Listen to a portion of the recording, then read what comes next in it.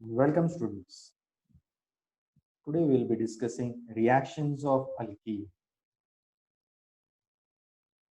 There are different types of reactions of alkene. We'll be studying only the electrophilic addition reactions of the alkene.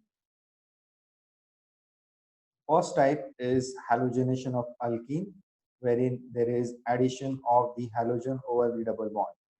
Second type is addition of hydrogen halides, that is addition of HX. X can be any halide in this case, so HCl, HBr, HI, HF. Third is acid catalyzed hydration, that is addition of water. Fourth is addition of water by oxymercuration and demercuration. This demercuration step is also called as reduction.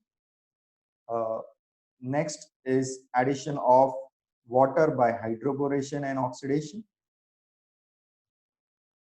The second last is addition of 2-hydroxyl compound, that is dihydroxylation using a hydrogen peroxide and osmium tetroxide or potassium permanganate.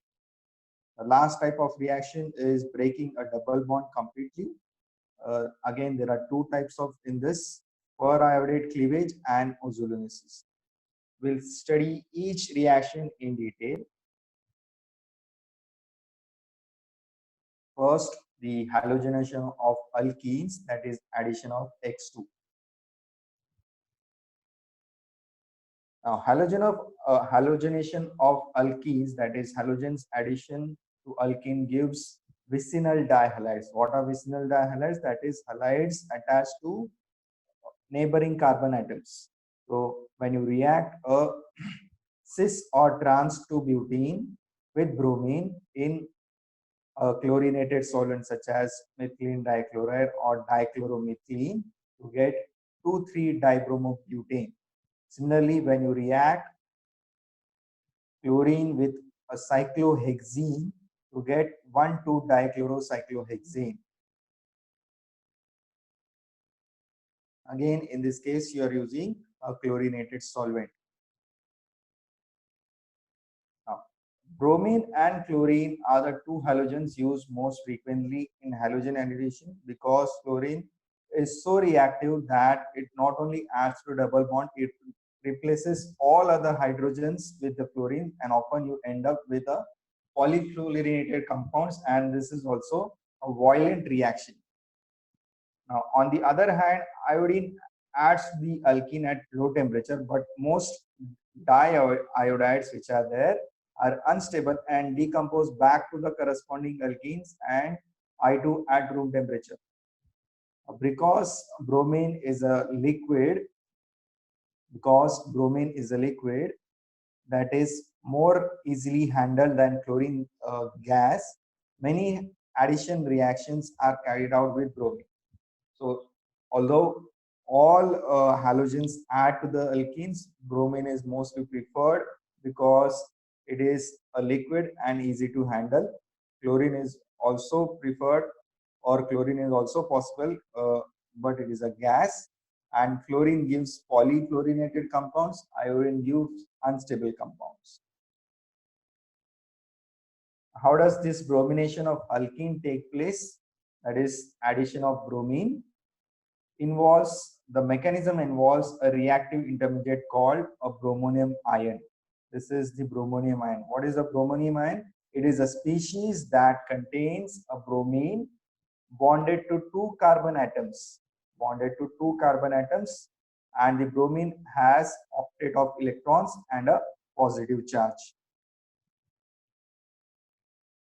Now let us look at the mechanism. First step is one of the carbon of the double bond acts as a nucleophile. That means it is an electron source towards bromine, using its pi electrons to form a CBr bond. What is happening? One of the carbon uses its pi electrons to form a bond with the bromine. Now this bromine, the other bromine which is there in the molecular bromine, acts as a leaving group to form bromide ion. This bromine which is there, this bromine atom is having a dual action. It is acting as a electrophile in this case, wherein the carbon with its pi electron is attacking the bromine, plus it is acting as a nucleophile because it is also rich in electrons towards the other carbon in the double bond. So first, let us recall what are the steps involved. One of the carbons involved in the double bond with its pi electrons forms a bond with the bromine, one of the bromine in the molecular bromine. The other bromine leaves as a leaving group to form bromide ion. The bromine, this bromine also acts as a nucleophile wherein it forms a bond, CBr bond with the other carbon in the double bond to form a cyclic structure called as a bromonium ion. Analogous cyclic ions can form in chlorine and iodine addition as well.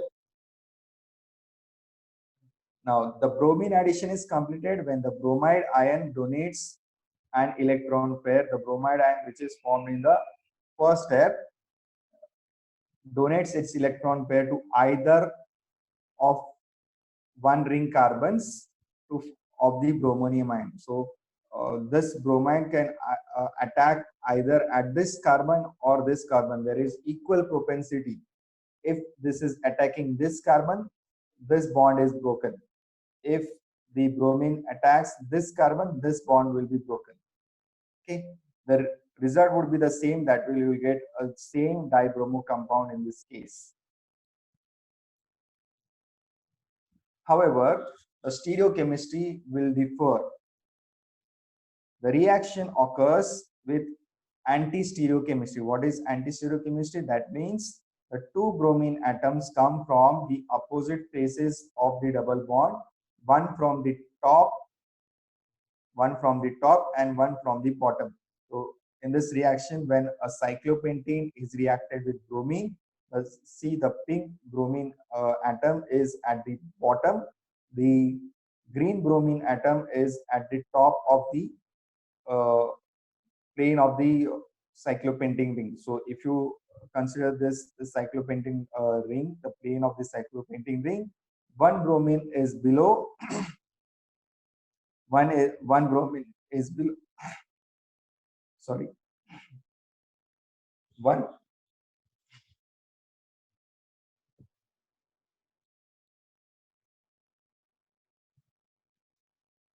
the pink bromine is below the plane of the cyclopentane ring, and the green bromine is above the plane of the cyclopentane ring. So it is addition is across the double bond. Okay, this product wherein both the bromines, that is the pink bromine and the green bromine, are either below the plane of the cyclopentane ring or above the plane of the cyclopentane ring, are not formed. This is the sole product form. Why does this occur? The formation of bromonium ion account for the observed anti-stereochemistry. Now, first step is the formation of the bromonium ion. Okay, the bromonium ion can form either below the plane of the cyclopentane ring or above the cyclopentane ring. There is equal propensity. It is not that it is always below. Just for the example purpose, in this case, it is shown below the plane of the cyclopentane ring. There is equal propensity for that bromonium ion to form the above. Okay. Now, when the bromide ion in the next step is attacking the other carbon, one of the carbons of the bromonium ring, the large bromine atom shields it from attack because there is a larger bromine atom at this side.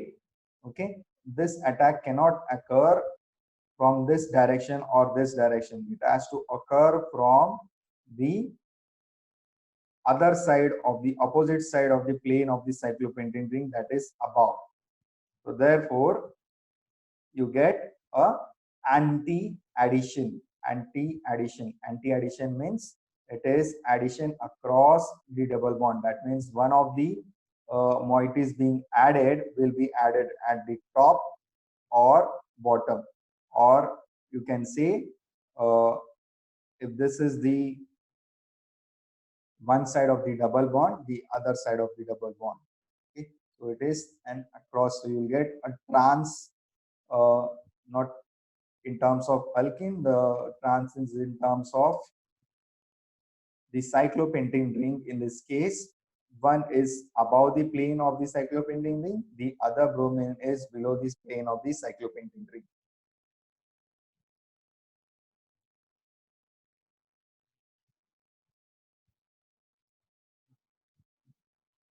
The bromination of alkene is also stereospecific.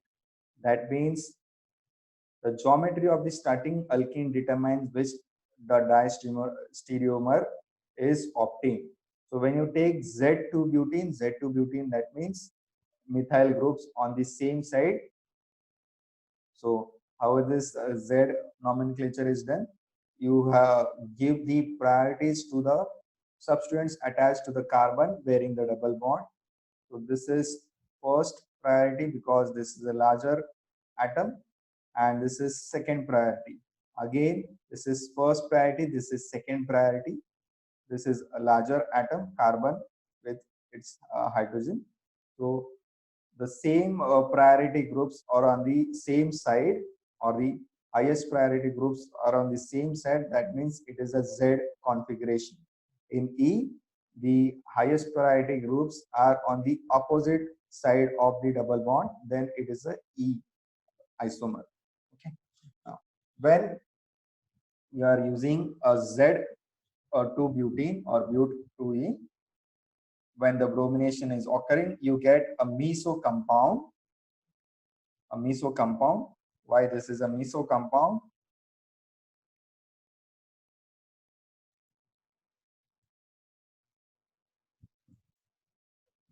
So if I draw it in a Newman projection, so you have this as this bond structure as this. So I will add bromine here.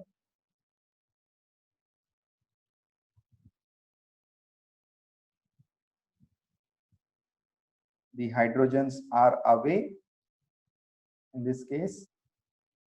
So hydrogens on this side. Okay. It can be on any side, I suppose. Then methyl group on this side. Okay. So this is a meso compound. This is a symmetrical molecule. So if you draw a mirror, these are mirror images. These parts are mirror images of each other. This is a diastereomer, a meso compound. This is not a chiral compound. This is a meso compound. Whereas when you start with E2-butene, you get this kind of diastereomer. One of them will be R, one of them other would be S in this case. Okay, so if you were to determine the R and S configuration, this is 1, this is 2, this is 3, and hydrogen is away from you and it is going anti-clockwise. That means it is S. Okay. Now this is 1, this is 2, this is 3. It is going again anti-clockwise, but in this case the hydrogen is towards you. The least priority group is towards you. That means this denomination is reversed. You get R. So this is R and this is S. Okay.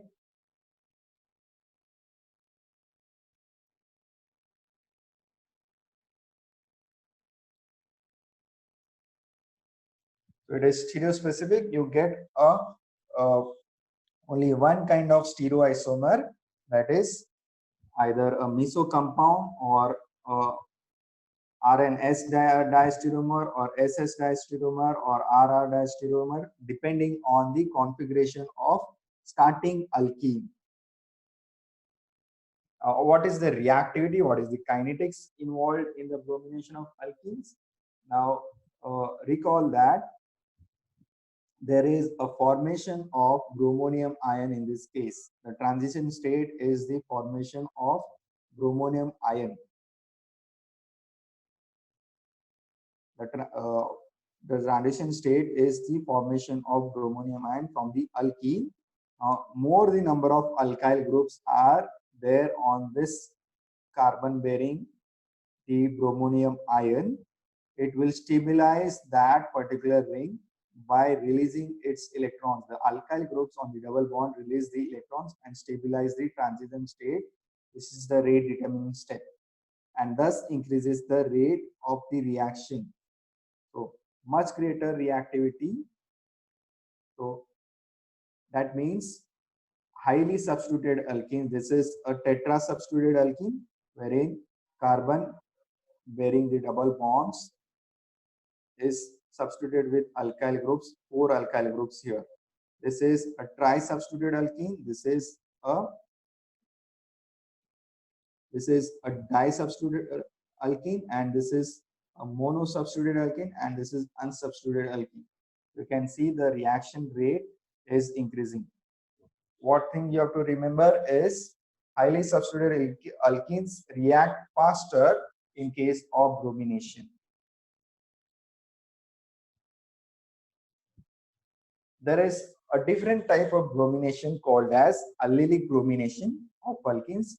This is a substitution reaction, not an addition reaction. Remember, we were studying electrophilic addition reaction, but this is related to bromination. So therefore, we are studying this type of reaction called as allylic bromination of alkenes. Now, NBS in presence of light, this is important, in presence of light or peroxide. You can use either light or peroxide. This condition of light of peroxide is very much important for allylic bromination. Gives product resulting from the substitution of hydrogen by bromine at the position next to the double bond, that is your allylic position. What are allylic position? That is carbon next to the double bond. So both these positions are allylic. These are allylic hydrogens. All these 4 green hydrogens which are there are allylic hydrogens. Okay. What is NBS? It is N-bromo succinamide. This is succinic acid.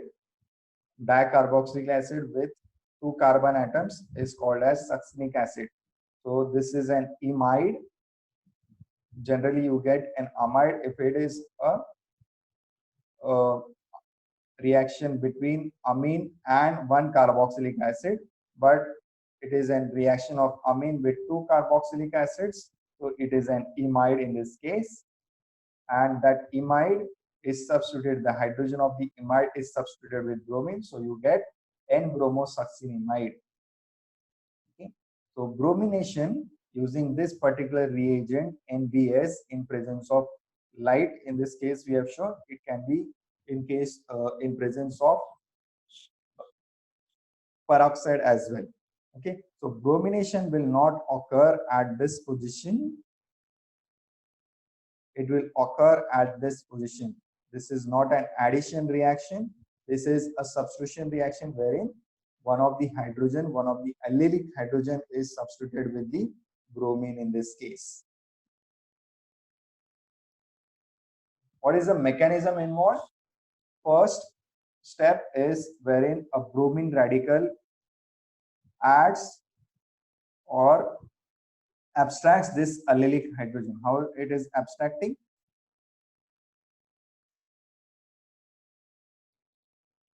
So in radical mechanism, you denote the movement of electrons with a fish hook arrow. Okay, so electrons of this particular bond, one of the electron combines with the radical of one of the electrons of the radical, bromine radicals, and you get the formation of HBr. The other electron of this bond is on the carbon now. Okay. Now this HBr which is formed is taking up bromine from the NBS reagent, that is N-bromosuccinamide, to form a succinamide and molecular bromine in this case. Now this bromine is again converted to bromine radical by the action of light. There is a homolytic fission. In presence of light, this bromine molecule forms another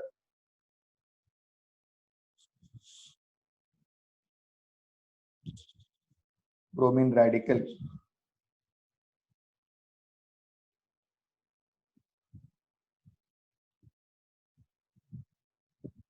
Not in presence of the bromine light.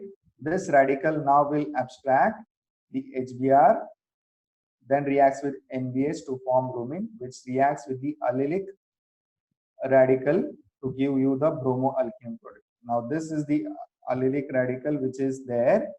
It takes up one of the bromine atom. Okay. Let us redraw this. Sorry for this mistake. This bromine, molecular bromine which is formed,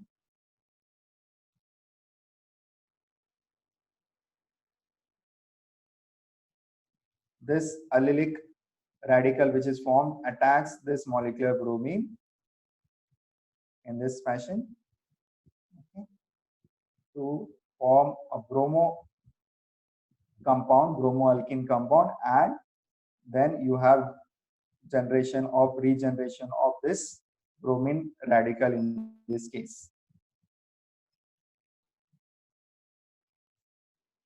Bromine radical in this case. Where does this first bromine radical comes from? It is coming from the homolytic fission of, what is homolytic fission? Wherein when a bond breaks, each atom gets one electron. So this bromine atom, the first bromine radical, is formed from the homolytic fission of this NBS reagent. So this is this bromide radical which is there, is formed from the homolytic fission of the NBS reagent. Okay, let us quickly recap what is happened. In the first step, actually, this is not shown in the reaction. There is homolytic fission of NBS reagent to form a bromide radical. This bromide radical will abstract the electron from the one of the hydrogen, or it will abstract the hydrogen in this case to form an allylic radical and HBr, an allylic radical and HBr. This HBr will again now take up bromine from the other molecule of bromine, other molecule of NBS to form molecular bromine, and correspondingly form the succinimide. The molecular bromine which is formed then reacts with the allylic radical to form a bromoalkene in this case and bromide alkene. This is a chain reaction. This continues till all of the NBS reagent is consumed. Okay, this formation of this entire cycle will continue till all this NBS is consumed, and after this reaction will be terminated by combination of the free radicals in the reaction. So bromine will combine with bromine and allyl radical will combine with allyl radical.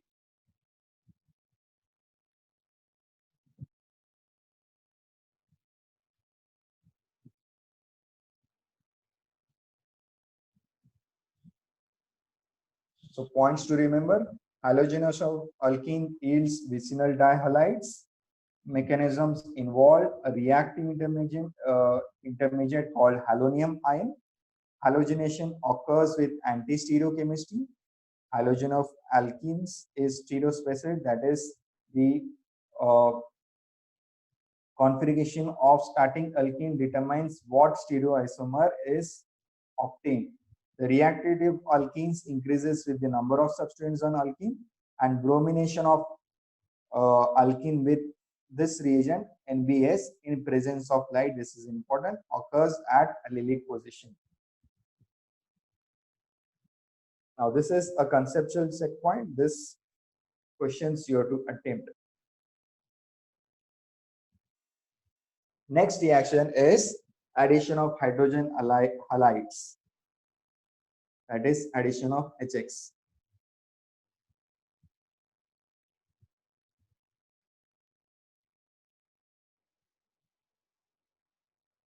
Uh, Hydrogen halides such as hydrochloric acid, hydrochloric acid, hydrobromic acid, and hydroiodic acid undergo addition to carbon-carbon double bonds to give alkyl halides, in which a halogen is bound to a saturated carbon.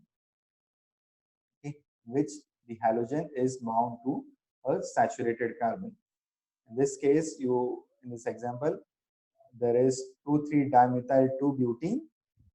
Okay, this is HBr which is added. Now this is a symmetrical alkene. So how the HBr is adding does not interfere with or does not tell us which products is preferred in this case. So there is whichever way this addition is occurring, you end up with the same product. However, when you are using an unsymmetrical alkene, this was a symmetrical alkene because both the carbons bearing the double bond had the same type of substance and same number of substituents. However, when an alkene is an unsymmetrically located double bond, the two constitutional isomeric products are possible. Let us take an example of this compound wherein one hexene, the carbon bearing double bonds, one of the carbon has two hydrogen, one of the carbon has one hydrogen and an alkyl group here. Okay. Now when HI is added, there are two possibilities that H goes here, the H of the hydrogen halide goes here and I goes here. So this is observed here. This is the observed product which is there.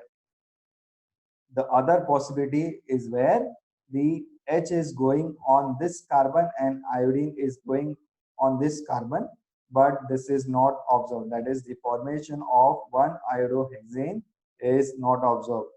It is the formation of two iodohexane is observed, wherein the H goes here, the hydrogen of the hydroiodic acid, H hydrogen atom goes at this particular carbon, and it is iodine is going at this particular carbon.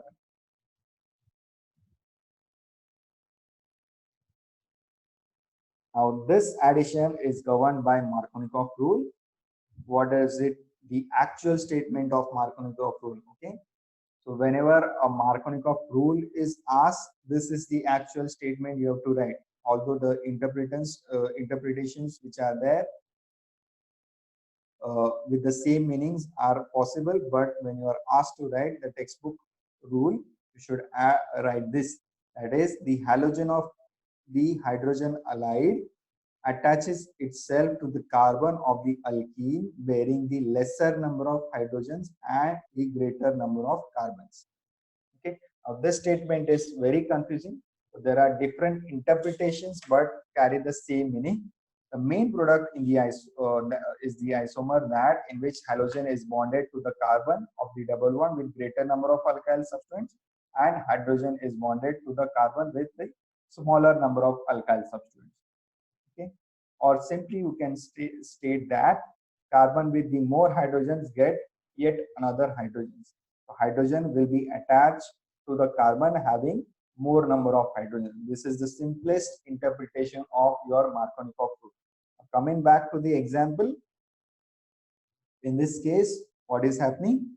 The hydrogen is attacking at the carbons having more number of hydrogen. This carbon has two hydrogen, this carbon has one hydrogen, and other group is an alkyl group. So hydrogen is attaching itself to carbon bearing more number of hydrogens.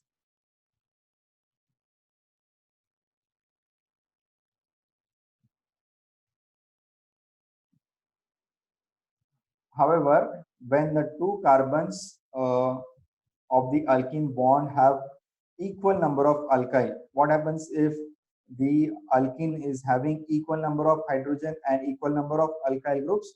Irrespective of the size of alkyl groups, you get addition of or addition products with both the possibilities nearly equal amount. That is, the hydrogen will attack at this carbon or this carbon, or rather bromine attacking this carbon or this carbon. If it is attacking this carbon, you get 2 bromopentane and 3 bromopentane.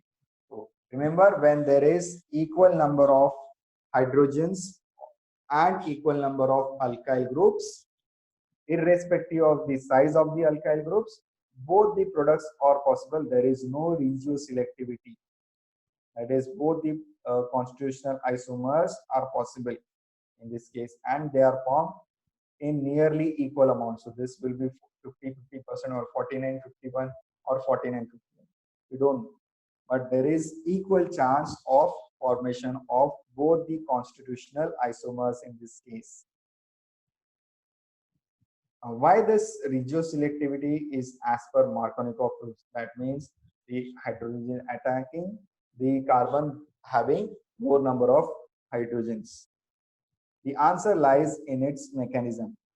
What is happening? In the first step, the electron pair in the pi bond, the electron pair in the pi bond is abstracting the hydrogen from the hydrogen halide. Now, this acts as a Bronsted base. What is a Bronsted base? One which can accept a proton. And the HBr is a Bronsted acid. What is a Bronsted acid? It is one which donates a proton. Okay. So what is happening? The electron pair in the pi bond of an alkene is donated the proton of the hydrogen halide. As a result, one of the carbon is protonated, the other carbon becomes electron deficient and develops a positive charge to form a carbocation. And in this process, this bromide ion is formed. Okay. The resulting carbocation is a powerful electron deficient Lewis acid in this case, and thus is a potent electrophile. This is devoid of electrons, therefore this is an electrophile. A bromide ion which is formed is rich in electrons, therefore it will act as a nucleophile, and this is a Lewis base.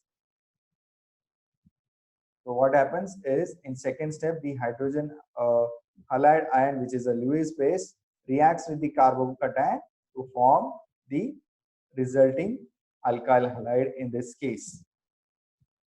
Okay. The first step is a Bronsted acid base reaction. The second step is a Lewis acid base reaction. How the mechanism is explaining the regioselectivity? We'll take a specific example here. The protonation of 2-methylpropene.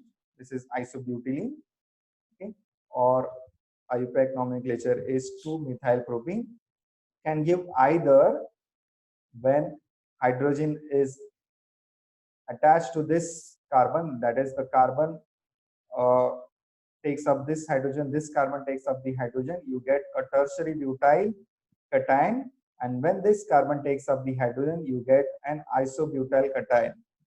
Now, this tertiary butyl cation is a tertiary carbocation, and isobutyl cation is a primary carbocation.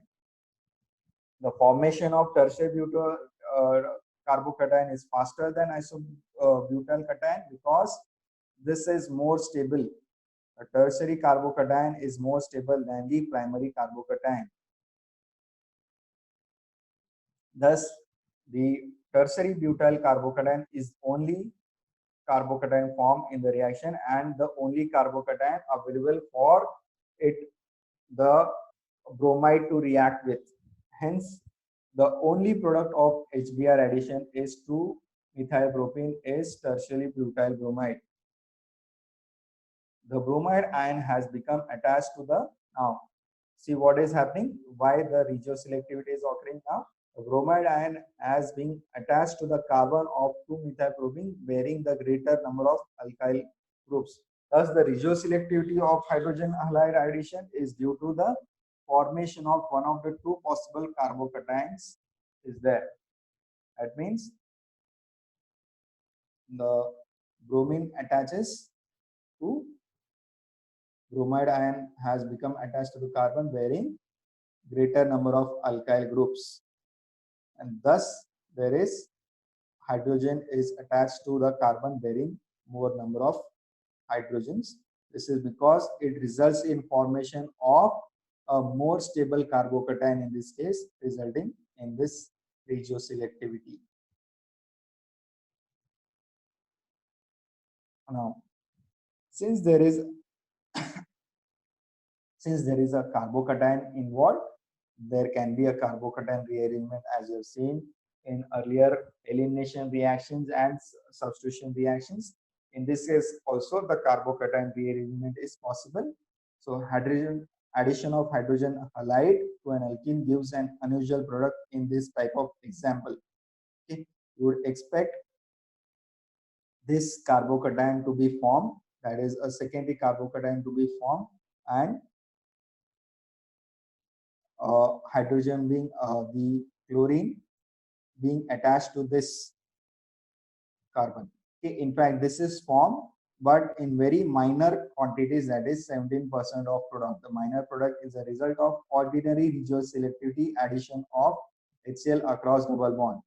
The major product is due to the carbocation rearrangement. Okay, what is happening? First, when it is protonating, this carbon will be protonated, obviously, because this will result in a formation of a secondary carbocation. The chlorine, which is chloride, which is generated, will add onto this particular carbocation, resulting in formation of this. But there is one more product which is being formed, and it is formed in a major quantity, that is 83% of the product is formed.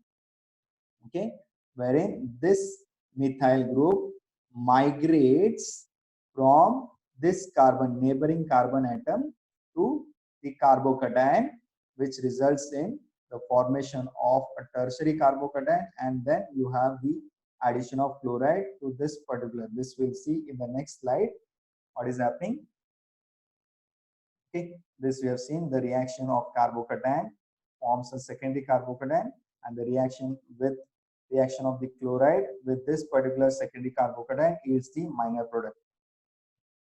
The carbocation can also undergo a second type of reaction, that means it can rearrange. That means this methyl group along with electrons, pair of bonding electron, migrates to the adjacent carbocation electrodeficient center, and as a result now, because it is moving with its electron, this carbon bears a positive charge to form a tertiary carbocation.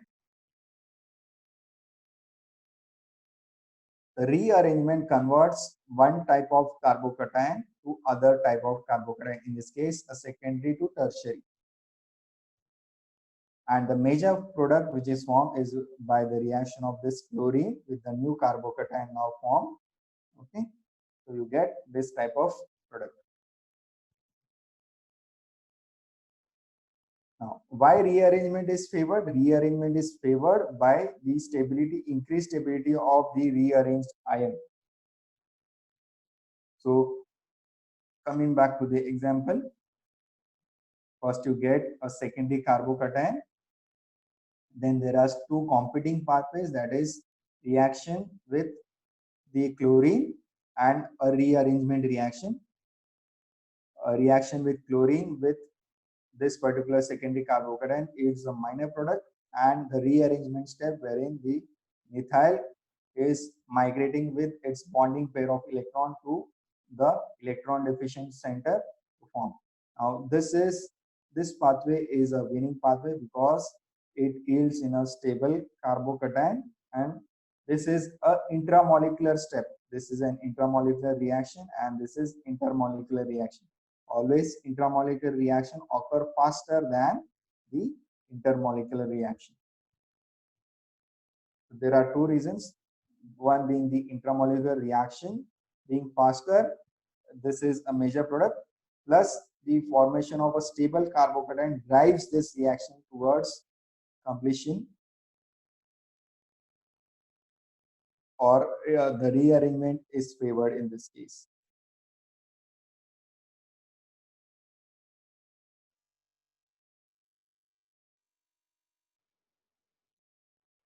Now, the rearrangement can also involve an hydride shift, that is migration of hydrogen with its two bonding electrons in this case. Okay, look at this example. In this case, the hydrogen is migrating to form a tertiary carbocation, and you get both this product. First, this bromine attacking this particular secondary carbocation will yield a minor quantity, and this will be the major quantity wherein the bromide ion is attacking the tertiary carbocation. In this case, why the hydrogen is or the hydride is migrating instead of alkyl? Because alkyl, when it will get transferred or migrate to this particular, it will yield the same carbocation, same type of carbocation. It will yield the secondary carbocation.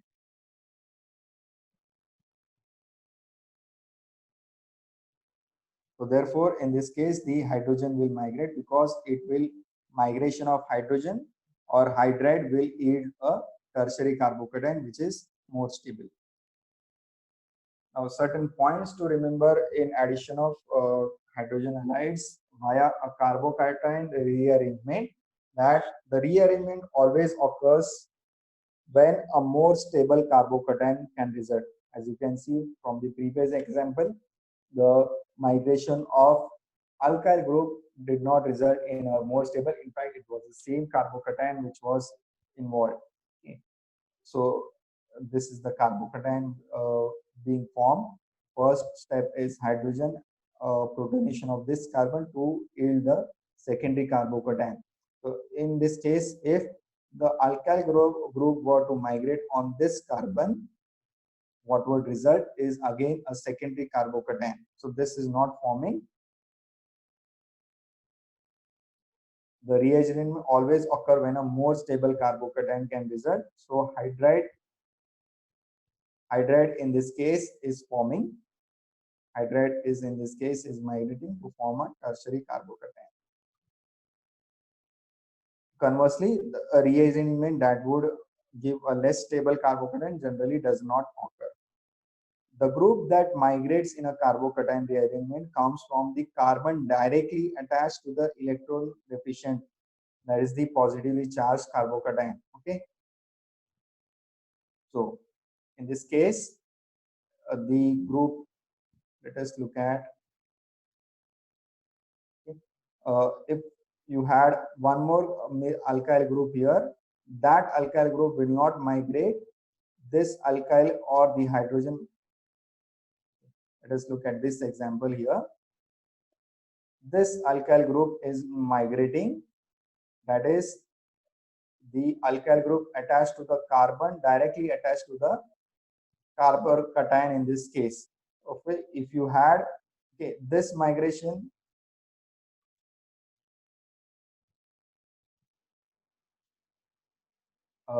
if you had one more alkyl group or one more carbon chain here, say this was CH2 CH3, this alkyl CH3, the final terminal alkyl group will not migrate here. Okay, only the alkyl groups which are attached to the carbon which is next to your electron deficient positively charged carbocation will migrate in this case. The group that migrates in rearrangement is typically an alkyl group or an aryl group or a hydrogen. When there is a choice between migration of an alkyl or an aryl or a hydrogen from a particular carbon, the hydride migration typically occurs because it will give more stable carbocation.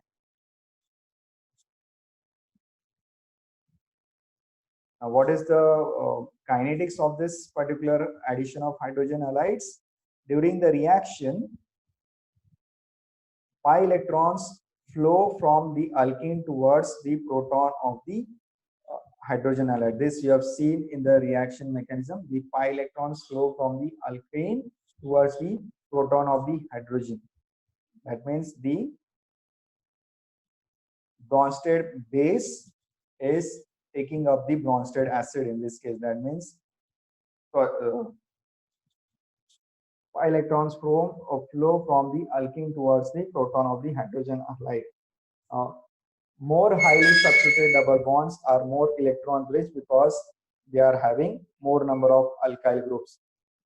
So among the what is happening in the reaction rate, highly substituted alkenes will react faster than less substituted alkenes in this case. In this case, this is a disubstituted alkene, this is a monosubstituted, this is unsubstituted alkene. So increasing the rate of reaction with the hydrogen halides, that means highly substituted alkenes will react faster. This is because these alkyl groups will aid in the donation of the pi electrons from the alkene towards the hydrogen of the hydrogen halide. What is the reactivity of hydrogen halides in this case? The reactivity increases with the acid strength of the acid. So as you all know, hydroiodic acid is stronger acid than HBr, which is stronger than HCl, and which is much more stronger than hydrogen fluoride. So faster rate of addition for the strongest acid and slowest rate of addition for the weakest acid.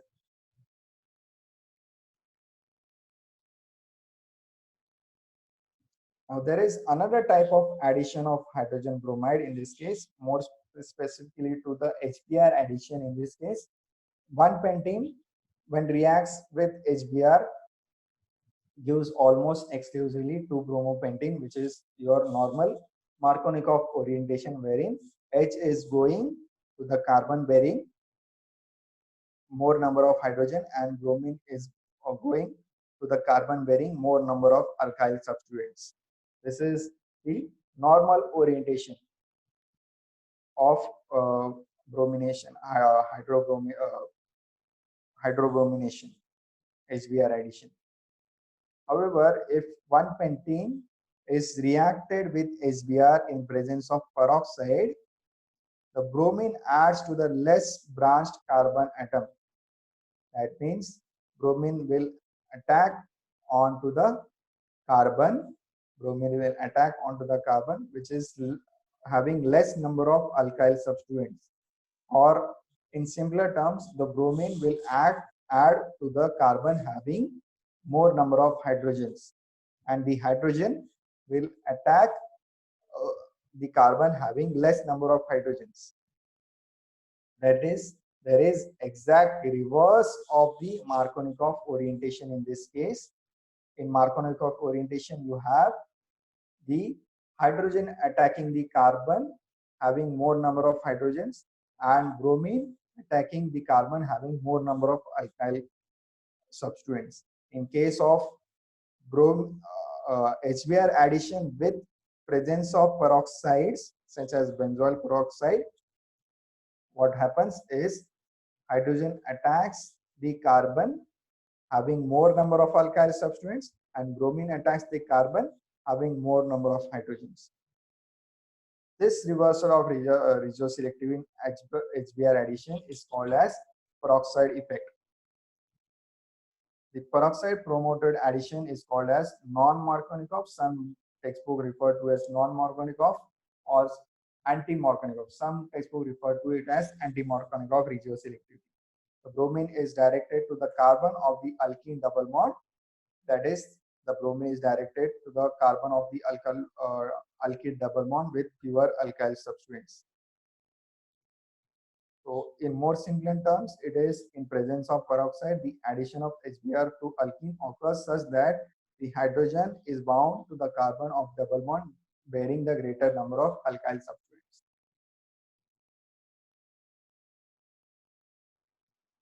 How does this occur?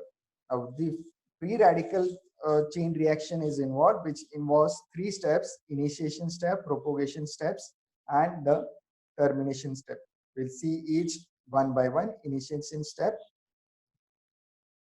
In initiation step, the free radical take part in the subsequent step are formed. In the initial step, what is happening? The free radicals are formed. What is the source of this free radicals? It is the initiator. Initiator is the free source of the free radical. What is the initiator? In this case, di-tertiary butyl peroxide. Again, in presence of light, what will happen? There is homolysis of this peroxides. Homolysis of this particular bond, wherein each atom after breaking will get one electron each in this case. So in this case, you are getting this oxygen is getting one electron and the other oxygen is getting one electron, and you get a tertiary butoxy radical being formed. In propagation step, what happens that the free radicals react with the non-radical starting material to give other radicals. The starting materials are consumed and the products are formed. The propagation step occurs repeatedly. Okay, this occurs. The propagation step occurs in two steps. The first propagation step of free radical addition of HBr to an alkene is the reaction of bromine radical with the alkene. Okay, remember in propagation step, the free radical of free radical reaction, the radicals react with the non-radical component. Here in this case, the bromine radical is reacting with the non-radical component, that is the alkene in this case. Okay, now again there is this type of arrow we have seen earlier also. This is called as a fish hook arrow. This indicates the movement of one electron. Okay, when you are drawing ionic mechanism, you draw with a double-headed arrow. It is movement of electrons, movement of a pair of electrons. But when you are using a fish hook arrow, that is a single-headed arrow, this is called as a or this indicates the movement of a lone electron, a single electron in this case. Okay, so again there is homolytic fission in this case, and you generate a radical in this case, an alkyl radical.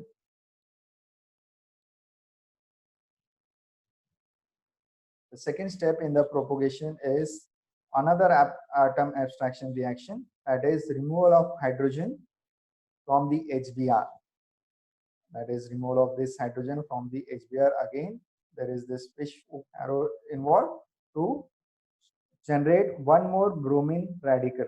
Okay, now this bromine radical which is generated attacks another alkene non-radical portion of the reaction to form this particular radical, and this particular radical again attacks the HBr which is there.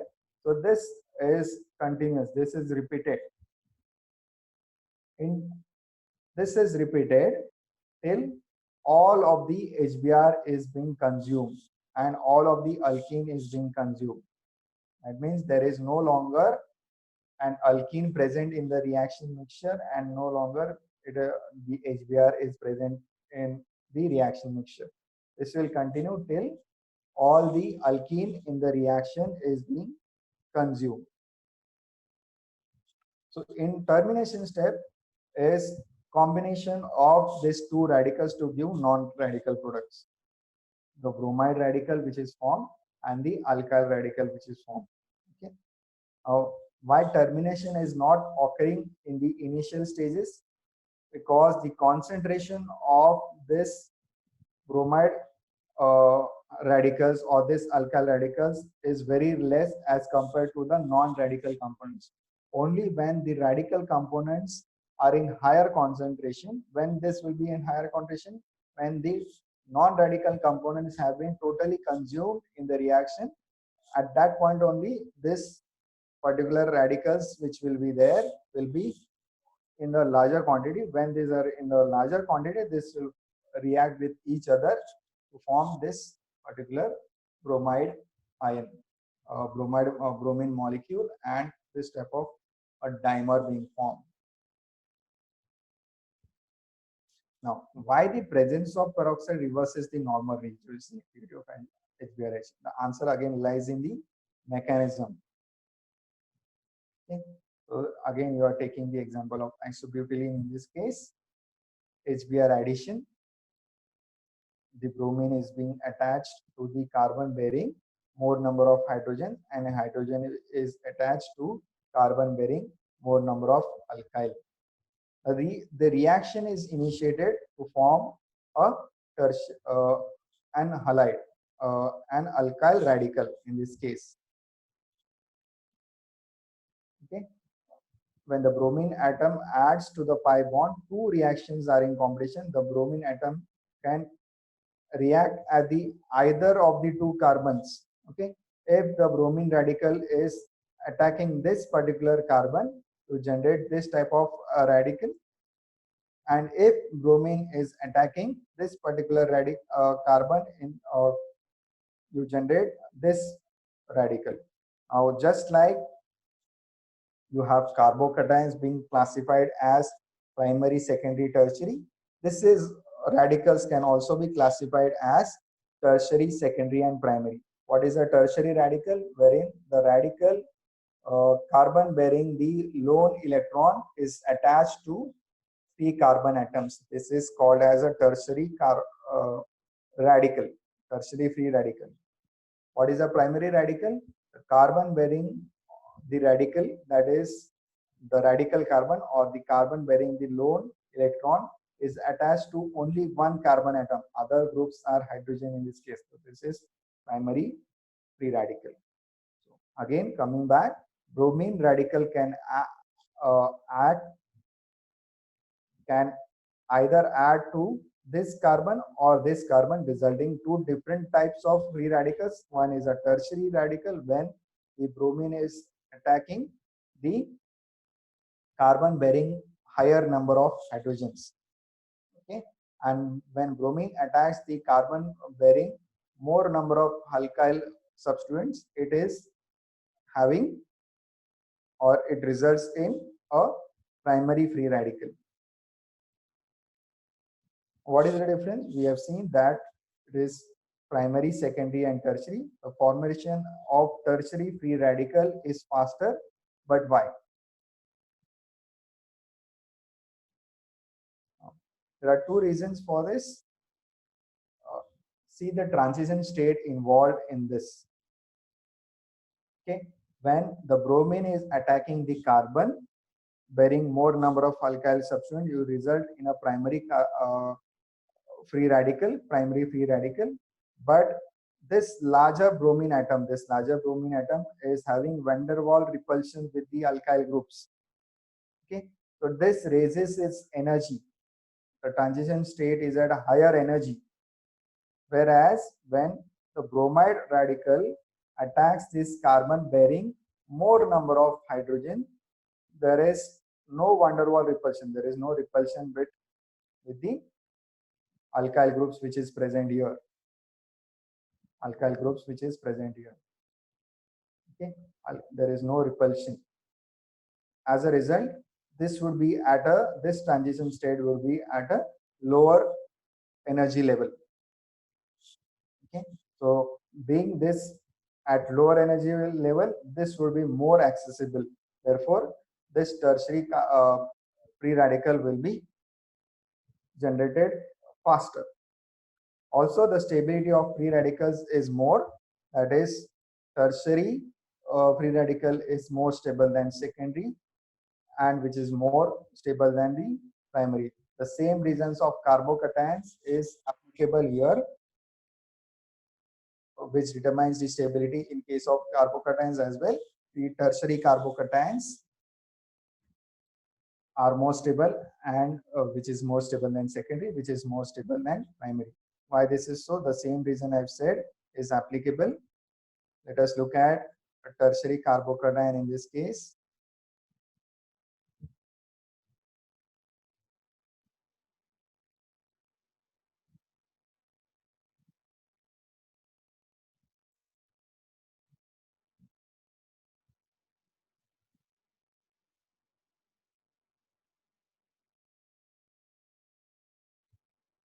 a tertiary free radical. Okay. Now this is acting as a carbocation because it is still devoid of electrons. It is still electron deficient, although it is a neutral because the octet is complete in this case. Octet of the carbon is complete in this case, uh, but still it is electron deficient, and the stabilization of electron deficiency is increased in case of 3 alkyl groups here. So this by electron donating effect of this alkyl groups will donate its electrons to this carbon, stabilizing this radical in this case. Thus, when a bromine attacks,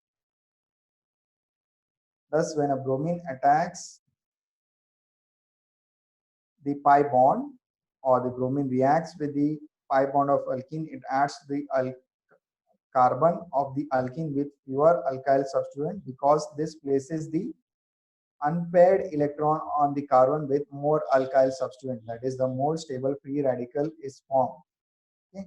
So when bromine is attacking this particular carbon, you get formation of this tertiary free radical, which is a faster reaction because this is stable and it is not having any van der Waals repulsion in this case. This is when this bromine radical is attacking this particular carbon here, we end up with a primary free radical which is having less stability, plus the transition state is also at higher energy because of the van der Waals repulsions here.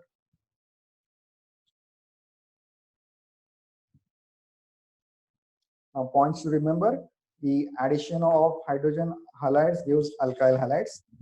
Markovnikov rules, that is, halogen of hydrogen halide attaches itself to the carbon of the alkene bearing the less number of hydrogens and greater number of carbons. A rearrangement almost always occurs when more stable carbocation can result. More highly substituted double bonds are more electron rich and therefore react faster than the less substituted ones. Among the hydrogen halide, the reactivity increases with the acid strength. The hydrogen iodide reacts at the faster rate and the hydrogen fluoride at the slowest. Free radical addition of hydrogen bromide in presence of peroxides leads to non-Markovnikov orientation, that is, bromine is directed to the carbon of the alkene double bond with pure alkyl substituents. Now, this is a conceptual checkpoint. You have to solve this problems. Now, a summary of ionic and radical mechanisms.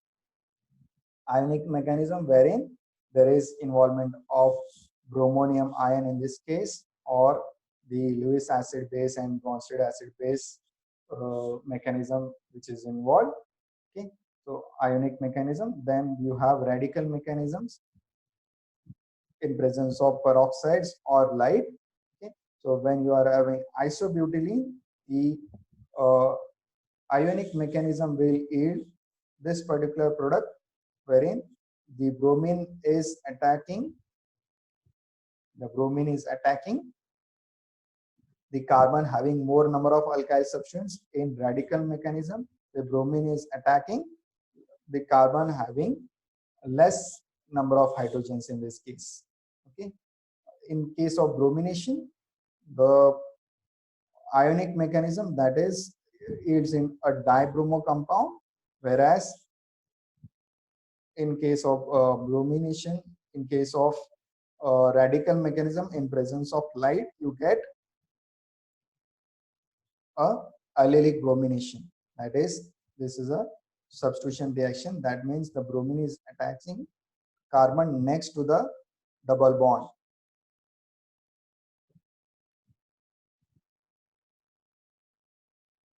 We'll continue with the